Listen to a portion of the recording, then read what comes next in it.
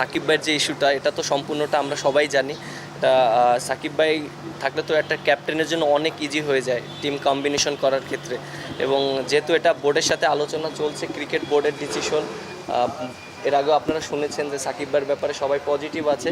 But আমার কাছে মনে হয় যে যে প্রসেসগুলো আছে সেগুলো যদি সবাই হ্যান্ডেল করতে পারে তাহলে জিনিসটা ইজি হয়ে যাবে। না, আলহামদুলিল্লাহ, দেখেন যে বিপিএলের সবাই পেমেন্ট পেয়েছে, অবশ্যই এটা ভালো লাগার বিষয়। আর অবশ্যই ক্রিকেট বোর্ডকে ধন্যবাদ দিতে চাই যারা বিপিএলটাকে আয়োজন করেছে।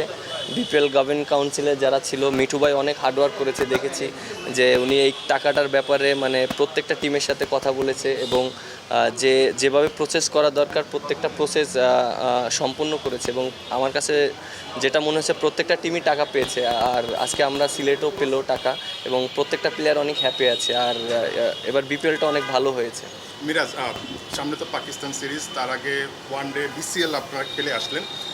ওভারঅল যদি চিন্তা করেন, বাংলাদেশ সাম্প্রতিক সময় ওয়ানডেটা একটা লম্বা বিরতি দিয়ে খেলছে এবং সাম্প্রতিক সময়ের যে পারফরমেন্সটা সবশেষ ওয়েস্ট ইন্ডিজের বিপক্ষে আমরা হয়তো বা জিতেছে, বাট ওভারঅল যদি চিন্তা করেন অ্যাজ এ ক্যাপ্টেন হয়তো বা আপনিও খুব বেশি হ্যাপি হতে পারবেন না।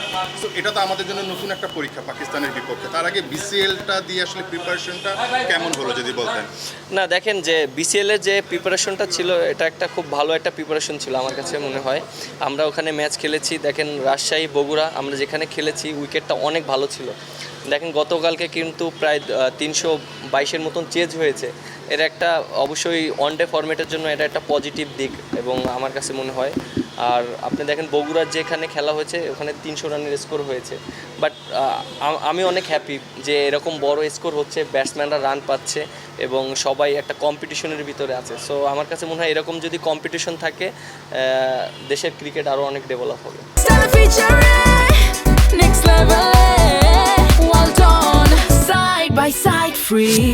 বিরাট, সবশেষ যদি 15টা ওয়ানডের কথা বলি, মাত্র 3টা ওয়ানডে জিতেছে এবং ব্যাট প্যাচের মধ্যে আছে। এ থেকে 2027-এ সরাসরি কোয়ালিফাই করা অনেক কঠিন সমীকরণ। পাকিস্তান সিরিজ নিয়ে যদি একটু বলতে আসলে প্রত্যাশাটা কি থাকবে? দেখেন এখন তো বিসিএল খেলা চলছে, এখন সামনে যেহেতু আমাদের ওডিআই অনেক ম্যাচ আছে, সো আমরা ওইভাবে প্ল্যান করব। আমরা ওইভাবে বসে একটা সুন্দর একটা সেট আপ করবো যেহেতু সামনে ওয়ার্ল্ড কাপ আছে। আর আমরা যেহেতু অনেক দিন পর ওডিআই খেলছি, এবছর আমাদের ওডিআই অনেক বেশি ম্যাচ, সো আমরা একটা সুন্দর একটা প্ল্যান করতে পারবো। আমরা তো টি-টোয়েন্টি বিশ্বকাপটা খেলতে পারি না, এটা দুর্ভাগ্যজনকভাবে, কিন্তু আমাদের এখন মেন ফোকাস যেটা বিসিবি বলছে যে 27-এর ওডিআই বিশ্বকাপ। আপনি ক্যাপ্টেন, ওই বিশ্বকাপ নিয়ে কী ভাবছেন বা আমরা কীভাবে আগাতে পারি? দেখেন মাত্র তো স্টার্ট হলো, আর যেহেতু বিসিএল দিয়ে শুরু হয়েছে, আমার কাছে মনে হয় যে সামনে আমাদের যে সিরিজগুলো আছে আমরা বসবো, আমরা বসে একটা সুন্দর একটা প্ল্যান করব যে আমাদের সিরিজগুলো আমরা কীভাবে ভালো খেলতে পারি এবং আমাদের সিরিজগুলো কীভাবে উইন হতে পারে।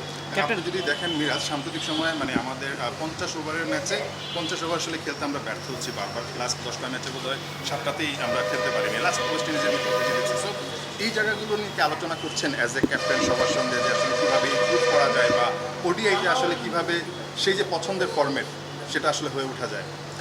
দেখেন আমরা যে ওডিআই ম্যাচগুলো খেলেছি অনেক গ্যাপে খেলেছি এবং তখন কিন্তু একটা ফোকাস ছিল যে টি-20 খেলাটা নিয়ে এবং বেশি আমরা টি-20 খেলেছি এবং আমরা যখন ওডিআই খেলেছি অনেক গ্যাপে আমরা খেলেছি। সো ওইভাবে প্ল্যানও করা হয়নি। বাট আমার কাছে মনে হয় যে জিনিসটা যেহেতু সামনে ওডিআই অনেক লং টাইমে আমাদের যেতে হবে এবং আমাদের অনেক খেলা আছে, সো আমরা সুন্দর একটা প্ল্যান করতে পারবো। ক্যাপ্টেন, আমাদের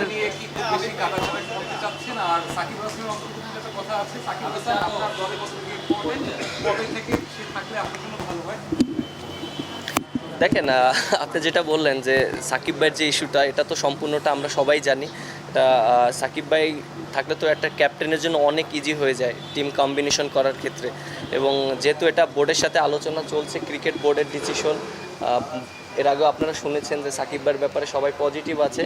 বাট আমার কাছে মনে হয় যে যে প্রসেসগুলো আছে সেগুলো যদি সবাই হ্যান্ডেল করতে পারে তাহলে জিনিসটা ইজি হয়ে যাবে। অ্যাজ এ ক্যাপ্টেন মিরাজ, আপনার সঙ্গে কি সাকিবের এই সাম্প্রতিক সময়ে এই যে এত আলোচনা হচ্ছে, যেহেতু আপনি ক্যাপ্টেন, বা 2027 বিশ্বকাপকে কেন্দ্র করেও সাকিবকে নিয়ে অনেক আলোচনা হচ্ছে, যে ওই জায়গাটায় যদি সাকিব আসে হয়তো দলের অনেক ভালো হবে, অ্যাজ এ ক্যাপ্টেন আপনি হয়তো অনেক বেশি হ্যাপি হবেন। সো সাকিবের সঙ্গে আপনি আসলে কথা বলছেন কিনা টুকটাক কোনো কিছু বিষয়? সাকিব ভাইয়ের সাথে সবসময় আমার কথা হয়, খেলার বিষয় হয়, আমরা যখন ভালো খেলি আমাদেরকে অ্যাপ্রিসিয়েট করে এবং ক্রিকেটের বিষয়ে অনেক কথা হয়। আসার বিষয়ে আসলে কি কথা হচ্ছে?